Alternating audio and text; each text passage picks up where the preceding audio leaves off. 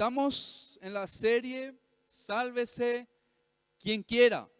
Este es el tema número 6 de la serie y se titula de esta manera: ¿Quién es el que me ama? ¿Quién es el que me ama? Es una pregunta profunda. Para algunos quizás es una pregunta medio tonta, o sea que ¿cómo es que Dios no va a saber quién es el que le ama? Dios lo sabe todo. Dios lo sabe y lo conoce todo. Él sabe aquí en este lugar, de todos los que estamos aquí, quién verdaderamente le ama y quién aparenta amarle. Él conoce todas las cosas. Ahora, vamos a descubrir qué trae esta pregunta para nosotros. ¿Quién es el que me ama? Antes de entrar en el mensaje, voy a dar una pequeña introducción. Vamos a ir entendiendo y vamos a aprender algo para poder aprovechar el mensaje y aprovechar también todas las veces que nos toque escuchar la palabra del Señor. Saben que las preguntas, así como esta que acabo de hacer, que está en el título, ¿quién es el que me ama?, es un método de enseñanza utilizado muy frecuentemente. Algunos ya de manera automática, es como que ponen a hacer preguntas y lo hacen para enseñar a las personas que están escuchando, a los alumnos.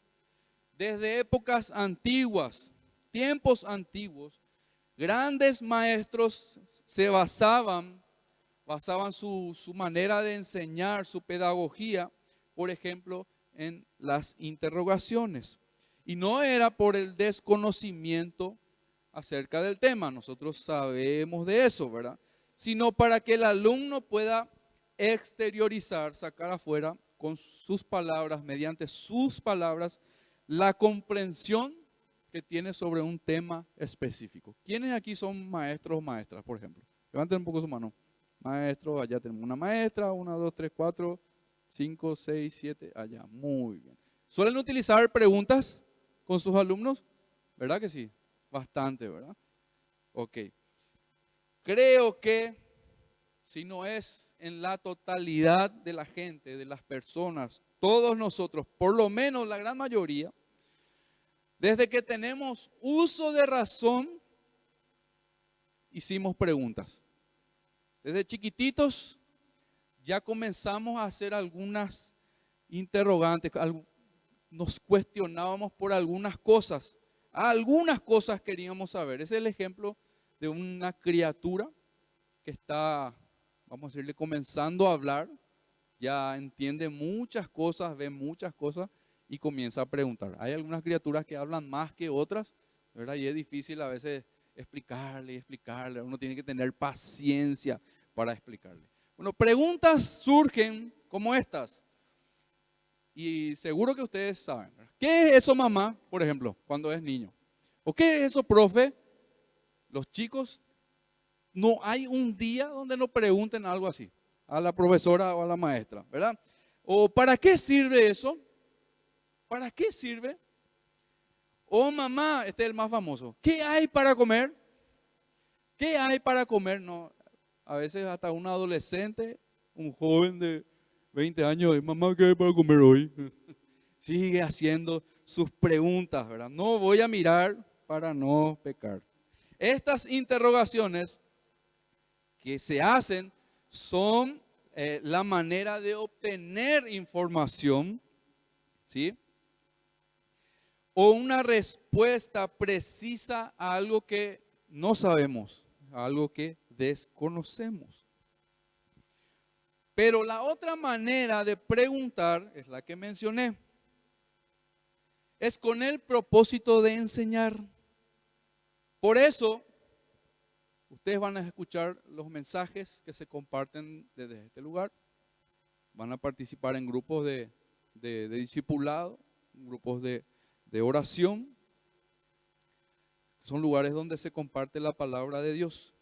Normalmente se realiza una pregunta y de esa una pregunta surge otra pregunta y nos lleva un poco más a aprender a conocer lo que uno está pensando, lo que uno tiene de información acerca de la palabra de Dios, lo que uno cree, lo que uno considera, ¿sí?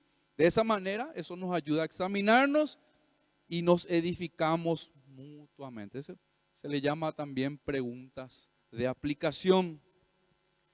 El preguntar con este fin, la verdad que es un arte que se desarrolla. A mí, por ejemplo, yo reconozco que me cuesta mucho, ¿sí? Ahí, por ejemplo, si me voy en el, ¿cómo se dice? Sobre la marcha, a veces sale alguna pregunta, a veces no, ¿verdad? Pero me cuesta, pero yo sé que con la práctica esto va a ir mejorando, ¿verdad? Y va a ir cumpliendo mejor el propósito. ¿De qué? De enseñar, ¿verdad? Y de la misma manera a otras personas, eso se va perfeccionando. ¿A qué voy con esto que estoy comentando? Vamos entrando, ¿sí? A lo largo de la Biblia, de la palabra de Dios, encontramos muchas preguntas. Un montón de preguntas, tanto en el Antiguo Testamento como en el Nuevo Testamento. Y no me refiero a las preguntas que la gente o el pueblo hacía a Dios. Tampoco me refiero a las preguntas que presentaban los discípulos, por ejemplo, a Jesús. No me refiero a eso, sino a las preguntas de Dios a los hombres. Preguntas que desde el inicio de la creación se hicieron. Y no, como le dije al principio, por desconocimiento de un Dios omnisciente que todo lo sabe, sino para beneficio nuestro, para enseñanza nuestra. Por ejemplo, vamos a algo práctico. ¿Quién puede mencionarme la primera pregunta que hizo Dios? Rápidamente se van a su Biblia, abren su Biblia todos. Obviamente va a ser en el Génesis. Ya le di una pista. Los primeros capítulos es otra pista. Vamos. Ahí alguien que encontró ya lee fuerte en voz alta. Solo ese pasaje donde menciona Dios y hace la primera pregunta al hombre. A ver, Génesis 1, 2, capítulo 3. Lee un poco, ¿quién tiene? Fuerte. ¿Dónde estás? Nueva traducción viviente tengo. Entonces el Señor Dios llamó al hombre. Le dijo, ¿dónde estás? En este caso, la pregunta fue hecha a Adán. ¿Quién anterior a esa pregunta pecó delante de Dios? Ahora, ¿acaso no sabía Dios dónde estaba escondido Adán? Estaban jugando a tu cañín ahí, ¿no? ¿Dónde estás? Le pregunta a Dios. Claro que Dios lo sabía. ¿Sí? Pero ¿dónde estás? Le decía a Adán. ¿Acaso Dios no sabía eso? ¿O no sabía el motivo, la razón o las circunstancias por el cual él se escondió de Dios? Se escondió de Dios. ¿Cómo un Dios que todo lo sabe puede hacer este tipo de preguntas? Dice una persona que no entiende, ¿verdad? ¿Qué? No entiendo, ¿verdad? No tiene lógica, no tiene sentido. Es que las preguntas que Dios hizo y sigue haciendo a sus hijos son porque nosotros mismos necesitamos conocer las respuestas. Es para que nosotros podamos descubrir esas respuestas del Señor, ¿sí? Entonces, de esa manera, Dios revela nuestros corazones, nuestras intenciones y podemos despertar, ¿sí? Porque cuando hay preguntas es como que analizamos un poco más nuestras vidas. De la misma manera Dios lo hizo así, ¿sí? Para despertar y ver la necesidad que tenemos de Él y la maldad que llevamos adentro. El versículo 10 en adelante de ese mismo pasaje continúa así. Dice, el hombre contestó, te oí caminando por el huerto, le dijo a Dios. Así que me escondí. Tuve miedo porque estaba desnudo. Y ahí viene otra pregunta de Dios al hombre que acababa de pecar. Y Dios lo sabía. Dice, ¿quién te dijo que estabas desnudo? Un capítulo anterior nomás menciona que tanto Adán como Eva estaban en el huerto, estaban desnudos y no tenían vergüenza, no sentían vergüenza. Pero una vez que pecaron, obviamente la vergüenza entró a sus vidas, la culpa entró a sus vidas. Y por eso es que se escondieron de Dios. Dice, ¿quién te dijo que estabas desnudo? Dios no le dijo, o podía haber sido más sencillo haberle dicho, ¿por qué? Directamente ya, ¿por qué le escucharon a la serpiente? Pero Dios lo llevaba de a poquito a ver, que ellos vean el mal que había dentro de ellos. Dice el Señor, le preguntó Dios, ¿acaso has comido del fruto, dice, del árbol que te ordené que no comieras? Claro que Dios sabía lo que pasó. El hombre contestó, la mujer que tú me diste fue quien me dio del fruto y yo comí. Ya le pasó la pelota a la mujer. Ella fue la culpable. Y ahí Dios, haciendo preguntas, ¿verdad? Y tratando en profundidad de entrar a sus corazones. Entonces dice el 13, el Señor Dios le preguntó ahora a la mujer. Ahí ya se va la mujer. Dice, ¿qué has hecho? ¿Qué has hecho? Y ahí responde ella. La serpiente me engañó, contestó ella. Por eso comí. Y ahí está. Fue engañada. ¿Sí?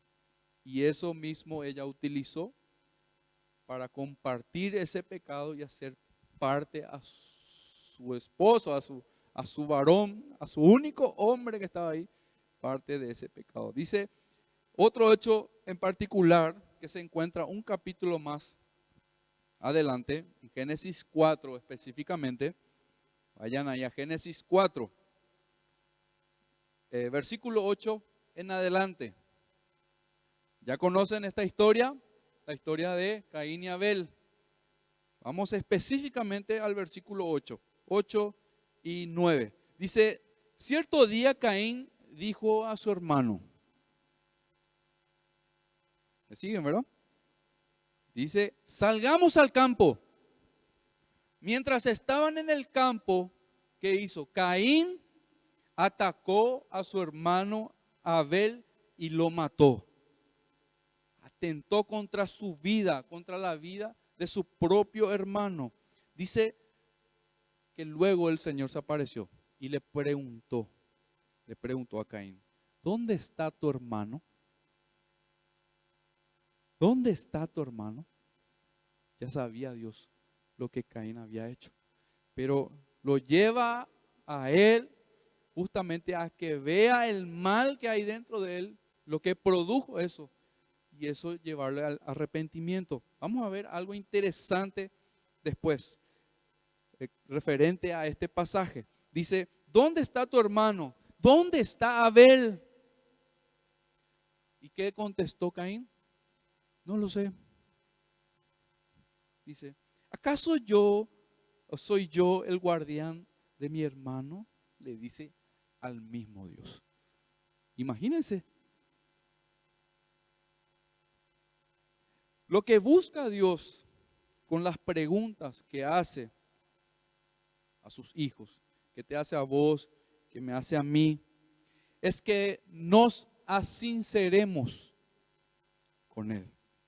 Primeramente, a sincerarnos con Él, porque no sirve darle a Dios respuestas lindas, respuestas bonitas. no sirve. Como generalmente nosotros queremos hacer cuando estamos delante de un grupo de gente y nos preguntan algo. Nosotros, ¿qué queremos hacer? Queremos responder de la mejor manera, ¿sí? Y algunos hasta van a usar términos muy técnicos, ¿sí? Para poder explayarse y dar lo mejor. Dios no busca que nosotros le demos unas lindas palabras o una linda respuesta. No sirve.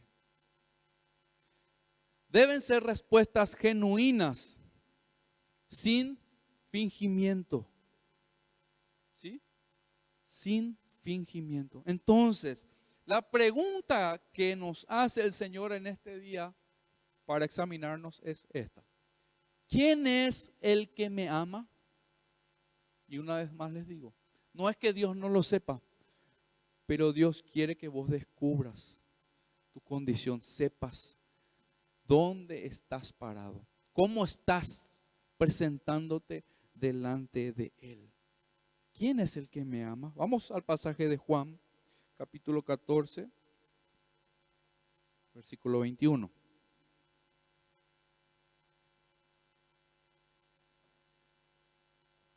En la versión internacional, vamos a leer, dice así: ¿quién es el que me ama?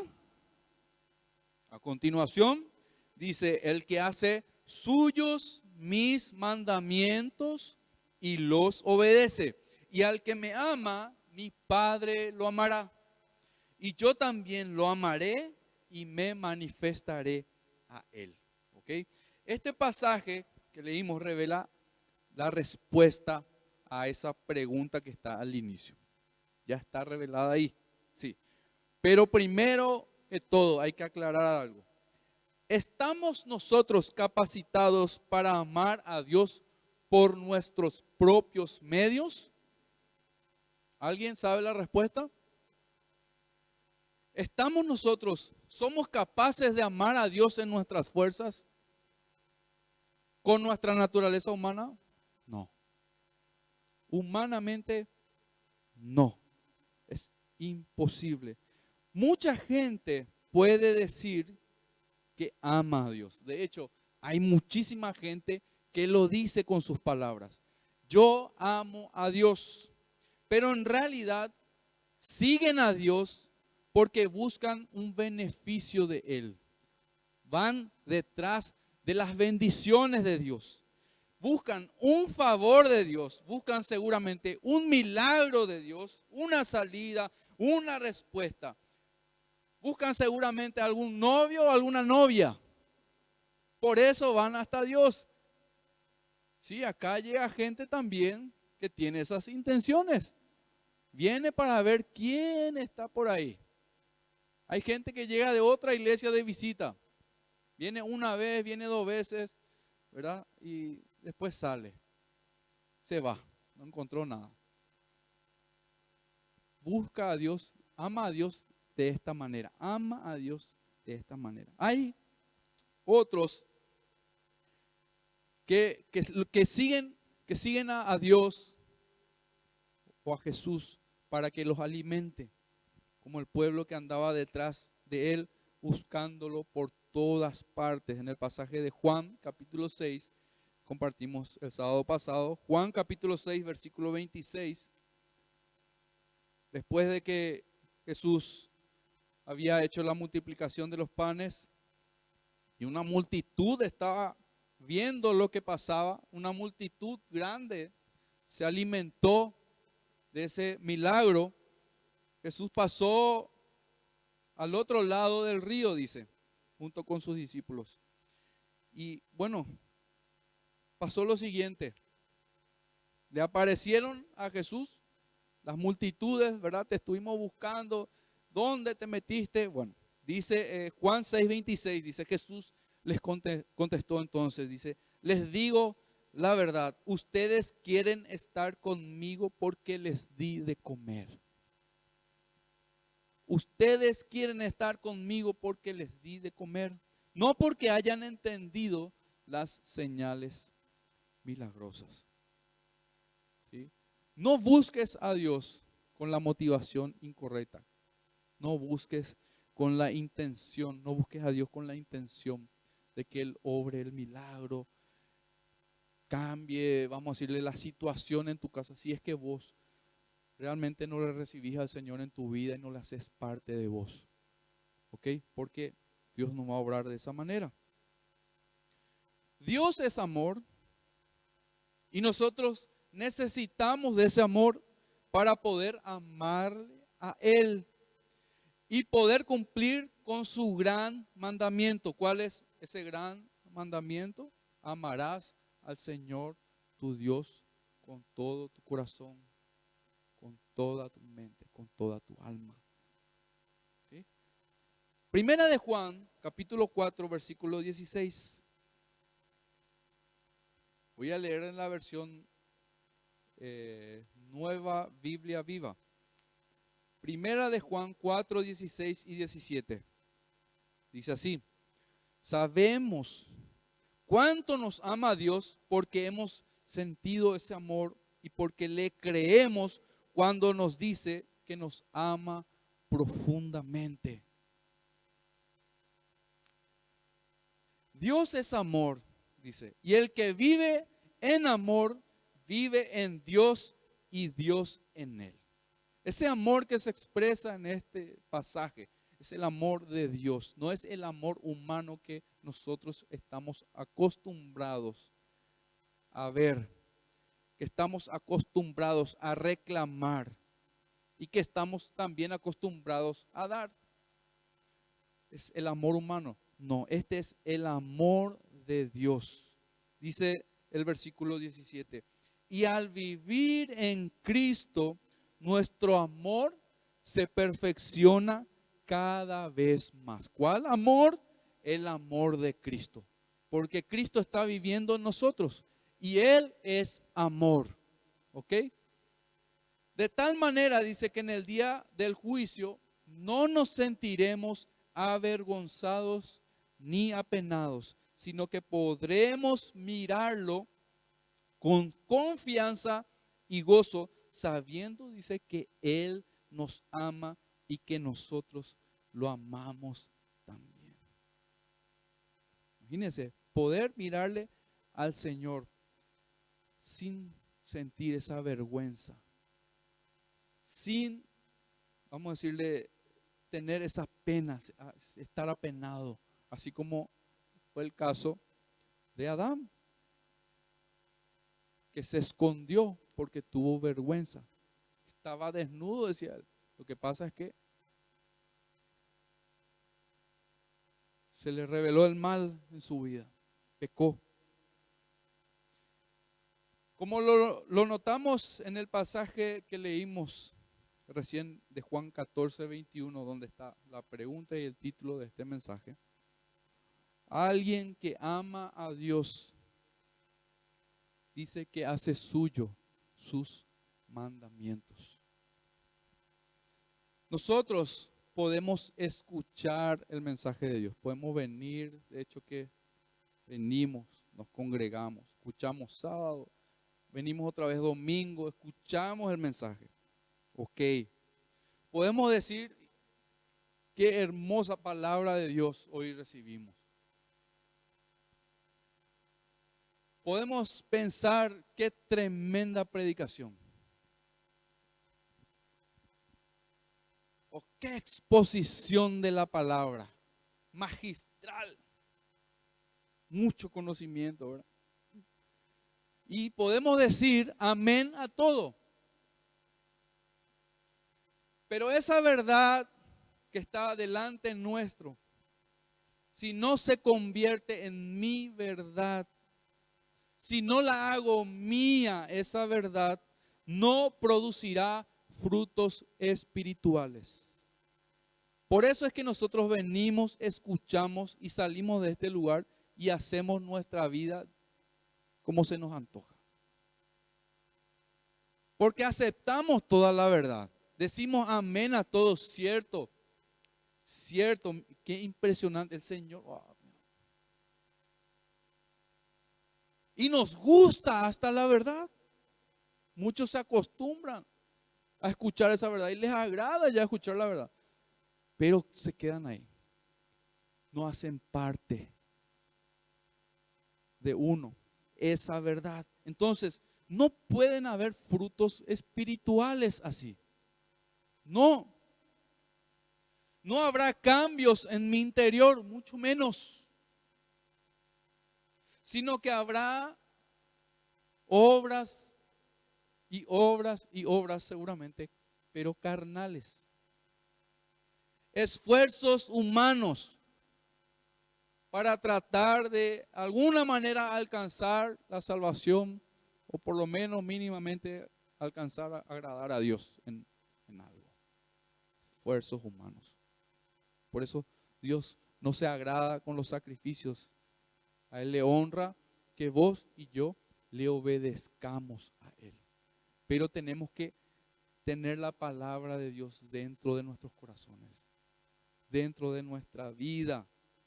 Tiene que ser esa verdad, la verdad de Cristo, nuestra verdad.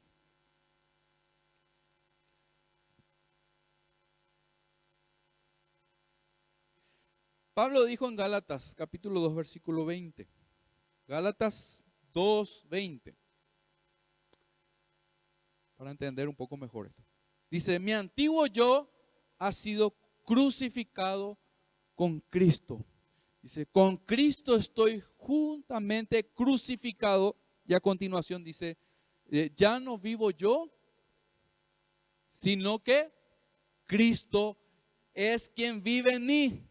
Dice, así que estoy en este cuerpo terrenal, ¿sí? Vivo en este cuerpo terrenal, en esta carcasa. Estoy confiando en el Hijo de Dios, quien me amó y se entregó a sí mismo por mí.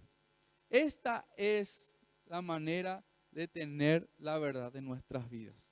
Cuando yo menguo y cuando dejo que Cristo crezca en mi vida. Cuando yo muero a mi vida, cuando yo muero, renuncio a mis deseos, a mis propios placeres que nacen de esa naturaleza pecaminosa. Eso hace de que Cristo viva en mí, esa verdad viva en mí, su palabra more en mí y yo pueda obedecerle a Él. Al hacer de esa verdad como nuestra verdad, obedecemos. Obedecemos y damos frutos espirituales. Porque la vida de Cristo está en nosotros. Y ya ni siquiera somos nosotros los que estamos obrando, los que estamos, vamos a decir, haciendo algo para Dios. Ya no soy yo. Si vos estás sirviendo en un ministerio y la verdad está en vos, Cristo mora en vos, no sos vos, es Dios.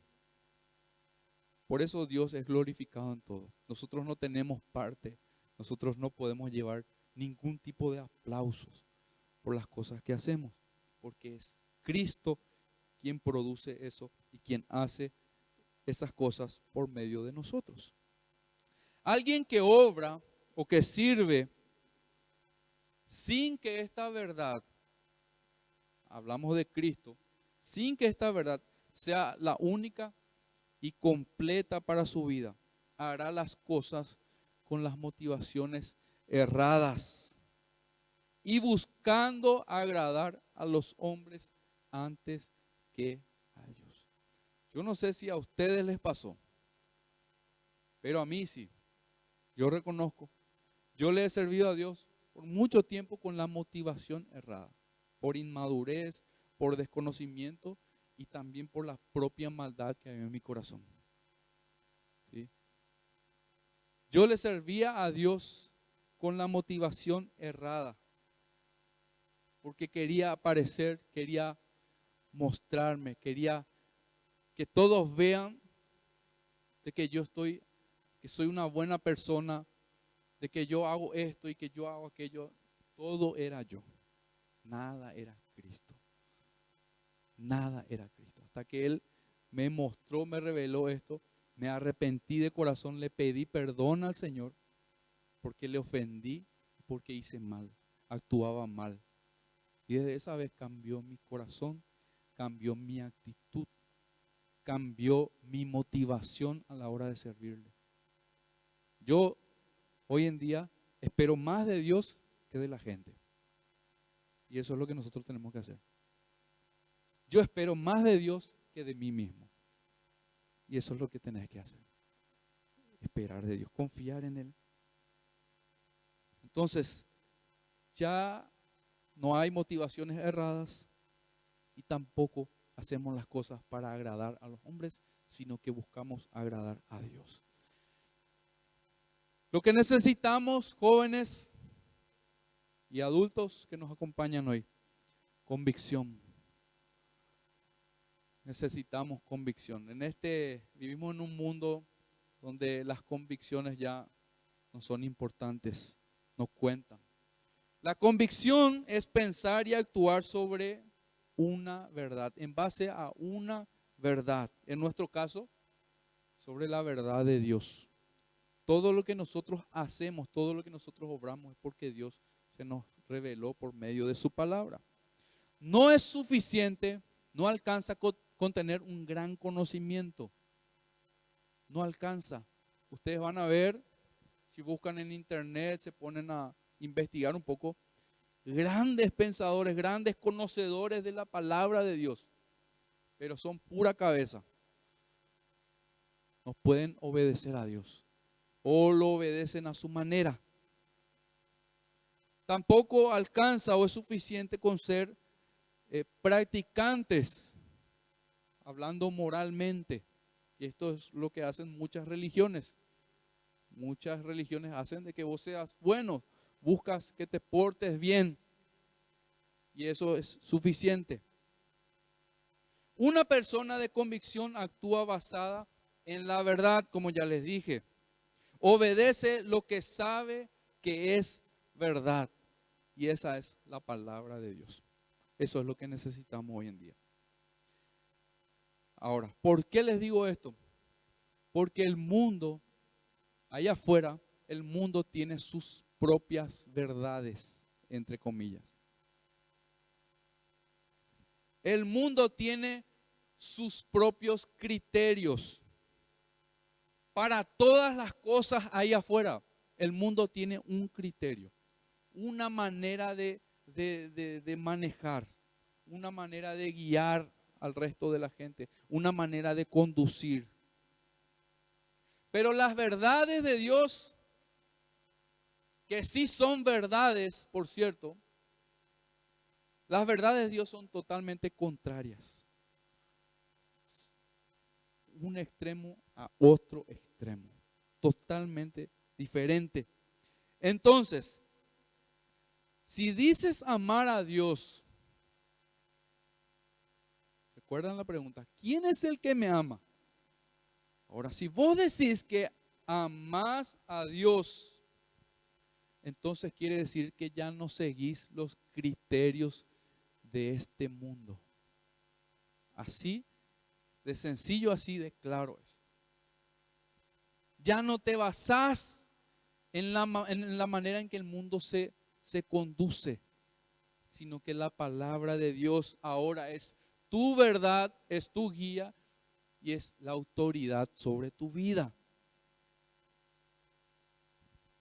La verdad de Dios. Por ejemplo, les voy a dar unos ejemplos rápidamente. Les dije que el mundo tiene sus criterios para cada cosa. Y la palabra de Dios es completamente diferente. Les doy algunos ejemplos. El mundo tiene su criterio en cuanto a cómo una mujer debe conseguir para su marido, para su esposo. ¿Cuál piensan que es ese criterio que tiene el mundo? Para que una mujer consiga un marido, ¿cómo es afuera? Se tiene que ir a hacerse algunos ajustes, ¿verdad? ¿Por qué? Porque tiene que atraer pues lo mejor. Ese es el criterio del mundo. tiene que hacerse algunas cirugías, tiene que ser de una manera, tiene que ser cool, tiene que adaptarse, tiene que ser alegre. Ese es el criterio del mundo.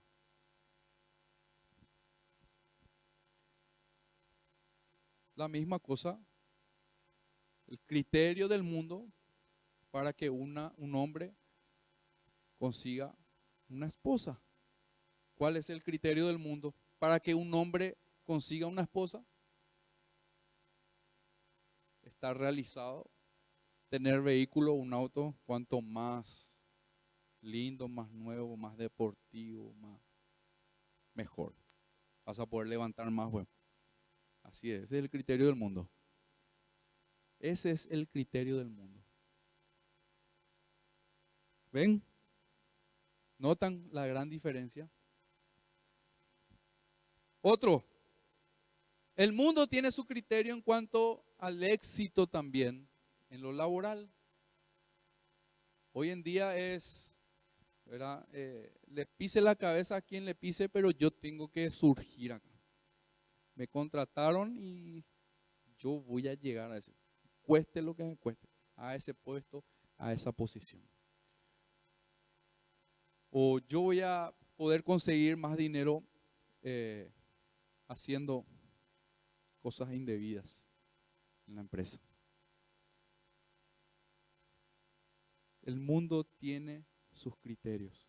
Hoy en día la gente o el joven quiere ganar más, pero trabajar menos. Quiere obtener resultados económicos altos, grandes, jugosos salarios, pero cuanto menos trabaja mejor.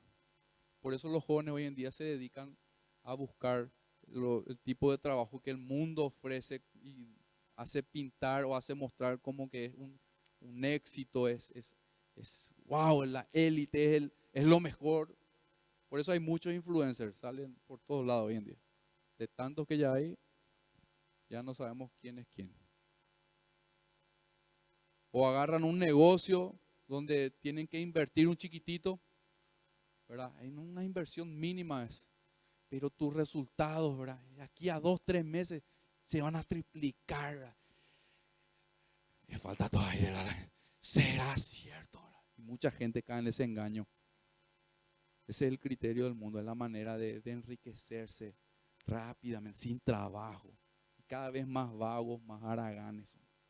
Cuando el Señor dice que con el sudor de tu frente, trabajando en vapor, con eso vas a mantenerte. Eso te va a dar de comer. Ese es el criterio del mundo. También el mundo tiene criterio en cuanto a la manera de conseguir amigos. ¿Cómo conseguís amigos allá afuera? ¿Mm? ¿Cómo es la manera? A ver, van a decir que ustedes, ay, no conozco. No sé, yo nunca quise ser amigos en el mundo. ¿Cómo es allá afuera el criterio para conseguir nuevos amigos? ¿Mm? Vos te encontrás con un grupo y te adaptás a ese grupo. Querés, vamos a decirlo así, como dice la palabra, no me viene a la mente. Encajar, exactamente. Gracias. Encajar. ¿Sí? Entonces, ¿qué pasa? Vos le decís no a tus principios, a tus valores, a las cosas que aprendiste de niño, de chico, ¿verdad? Todo por conseguir encajar, estar dentro de ese grupo de amigos. Ocurre en el colegio, ocurre en la facultad y te va a seguir ocurriendo esto por el resto de tu vida si es que vos te seguís manejando según el criterio de este mundo. Es terrible.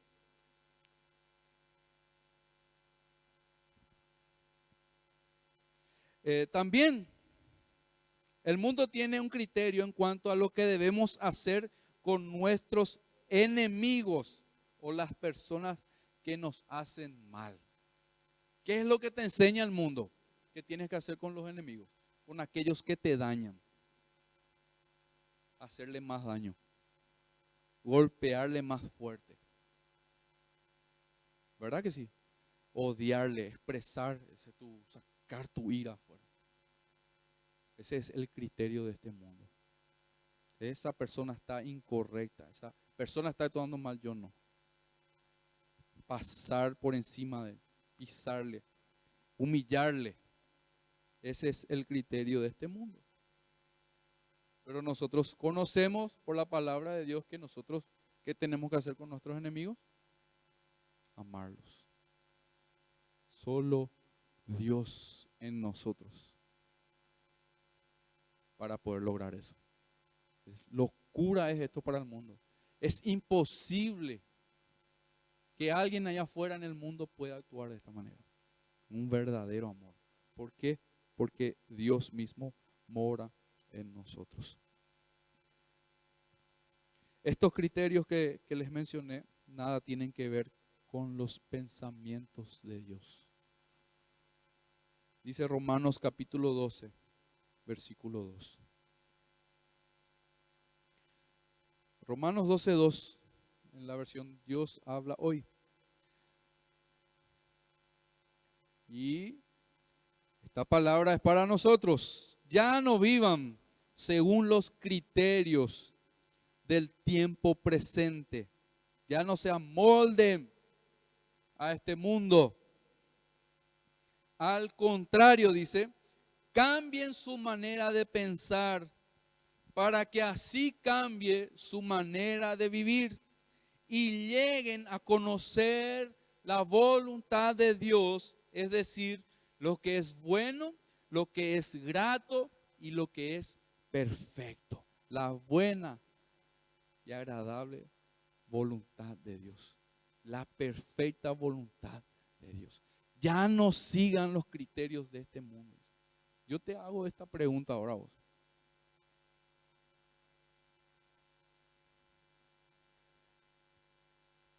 ¿Te estás diferenciando de la gente del mundo ahí donde estás? Tu lugar de trabajo. ¿Te diferencias del resto de la gente? ¿Sos diferente? ¿Actúas según la palabra de Dios? En tu lugar de estudio, en tu facultad, en tu colegio, ¿te diferencias del resto o estás ahí mezclado con esa gente? ¿Sabe? Vieron que cuando uno obedece al Señor, enseguida, sin que vos digas nada, la gente se da cuenta de que hay algo en vos diferente. ¿Cómo decís que sos cristiano sin decir que sos cristiano? Tu manera de vivir. Hay una diferencia. Sea donde sea, te diferencia. Pero si vos tenés los mismos gustos, los mismos deseos que la gente del mundo, actúas de la misma manera, la verdad no está en vos. La verdad no está en vos. Necesitas por eso la verdad. Necesitas que esta verdad pase a ser tu verdad.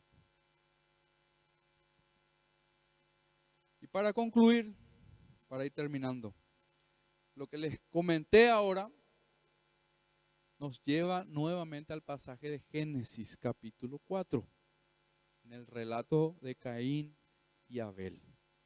¿Qué ocurre? Los primeros versículos ahora, ¿sí? Vamos a los primeros versículos del capítulo 4 de Génesis, en la Nueva Traducción Viviente.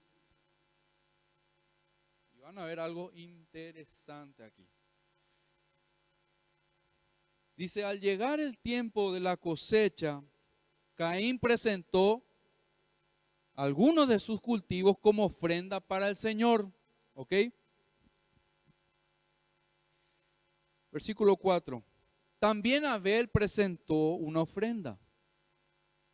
Dice, las mejores partes de algunos de los corderos que eran primeras crías de su rebaño. Dice que el Señor aceptó a Abel y su ofrenda, pero no aceptó a Caín ni a su ofrenda.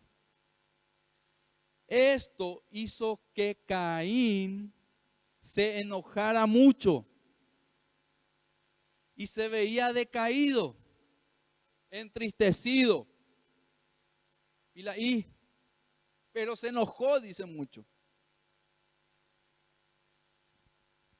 El versículo 6 pregunta el Señor. ¿Recuerdan la pregunta que les mencioné hace rato que le dijo? Después de que él le haya matado a su hermano. ¿Dónde está tu hermano?, le pregunta. Y esto es antes. Le dice Dios: ¿por qué estás tan enojado?, preguntó el Señor a Caín. ¿Por qué te ves tan decaído?, le dice. Dios quería que Caín pudiera tener la oportunidad de ver la maldad que había dentro de su corazón. Dios, al preguntarle esto, le dio la posibilidad a Caín que reflexione, que despierte, porque había una maldad dentro de él. Todo este relato pasaba antes de que él matara a su hermano. Entonces, esa primera pregunta vino a Caín: ¿por qué estás tan enojado? ¿Por qué te ves tan decaído? No se ve, no se lee ninguna respuesta de Caín aquí. A continuación, otra vez el Señor hablando a Caín. Dice: serás aceptado si haces lo correcto. Pero si te niegas a hacer lo correcto, dice, entonces ten cuidado. Aquí, advertencia. Ten cuidado, el pecado está a la puerta. Ahí nomás está. Dice, al acecho, y dice, ansioso por controlarte. Dígame si eso no ocurre con nuestras vidas. Ahí está el pecado. Ahí está, es un pequeño sentimiento, es un pequeño pensamiento que yo tengo aquí y no dejo que el Señor entre a ese pensamiento o actúe en mi corazón para cambiar mi manera de pensar o mi manera de ver las cosas, mi manera de sentir. El pecado está a la puerta, al acecho y ansioso por controlarte, pero tú debes, dice, dominarlo y ser su amo. Dios hablando a Caín. Dice, cierto día, leemos nuevamente a continuación. Caín dijo a su hermano: salgamos al campo. Mientras estaban en el campo, Caín atacó a su hermano Abel y lo mató. Luego el Señor le preguntó a Caín: ¿dónde está tu hermano? ¿Dónde está Abel? No lo sé, contestó Caín. ¿Acaso soy yo el guardián de mi hermano? Pueden notar todo lo que desencadena, todo lo que viene detrás de ningunearle al Señor cuando nos habla. Todo lo que desencadena el no permitir que Dios pueda escarbar en nuestros corazones y ningunearle cuando Él nos está advirtiendo de algo, cuando nos está haciendo una pregunta para que nosotros podamos ver el mal que hay en nosotros.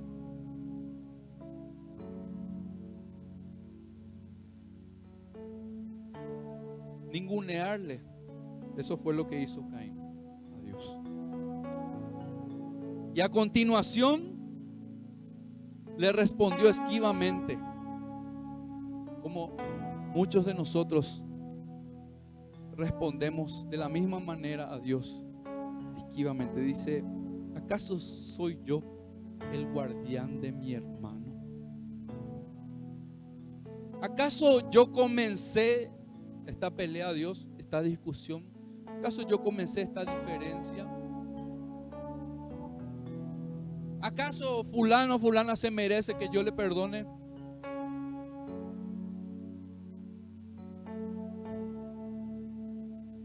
Respuestas esquivas.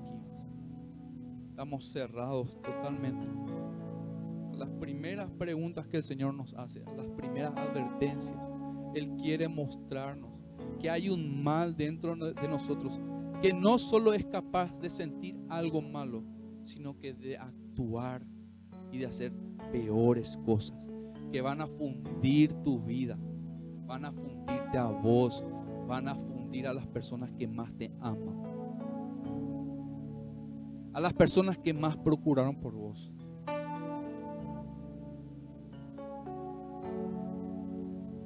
Ahora, ¿quién es el que me ama? ¿Quién es el que me ama?, pregunta el Señor. Primera de Juan 4, versículo 20. Termino con esto. Si alguien dice, amo a Dios, pero odia a otro creyente, dice, odia a su hermano, esa persona es mentirosa. Pues si no amamos a quienes podemos ver, ¿cómo vamos a amar a Dios a quien no podemos ver?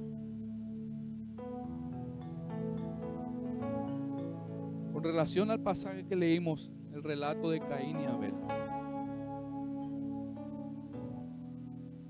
un odio se apoderó de él, un deseo de destruirlo, de matarlo. La envidia, los celos, era el mal. En resumidas, el mal que había dentro de él, y él lo permitió. Ahora el Señor nos pregunta esto: ¿quién es el que me ama? Que nosotros podamos examinarnos a través de este pasaje también. Si es que tenemos alguna diferencia, se presenta una diferencia con alguien, si está fulanito o fulanita, si es de aquí o es de allá, no importa. Hay algo que vos tenés que arreglar con esa persona para estar en paz con Dios, para estar unida a Dios. Hay algo que el Señor nos manda a hacer, que es obedecerle. La obediencia. La obediencia. Convicción en lo que escuchas, en lo que crees, en la palabra de Dios. Eso es lo que nos falta. Amén. Inclinen sus rostros. Vamos a orar al Señor.